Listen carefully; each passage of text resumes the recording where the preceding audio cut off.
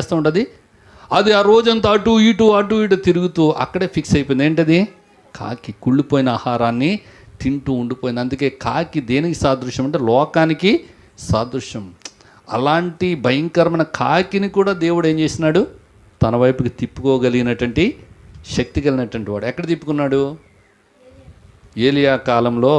అప్పుడు వర్కౌట్ అవ్వలేదు, కానీ ఇప్పుడు దానికి ఏమొచ్చింది? మారు మనసు వచ్చింది. దేవుని మాట విన్నటువంటిది ఉంది. ఆ రోజు నోవాహు మాట వినలేదు, కానీ ఎవరి మాట వింది? దేవుని మాట. నోవాహు అయితే క్యారే అందే, నువ్వు అలా చెప్తూ ఉంటావు. 6 నెలలు దేంట్లో ఉన్నాము? వాడలో ఉండి ఉండి కాళ్ళని ఏమైపోయినాయి? పట్టేసినాయి. ఊరికే ఎవడొస్తాడన్నది. తర్వాత మరొక పావురాన్ని పంపితే అది ఏం చేసిందంట? ఒలీవ కొమ్మను తుంచుకుని ఏం చేసింది? వర్తమానం తీసుకొచ్చింది. ఎవరి దగ్గరికి?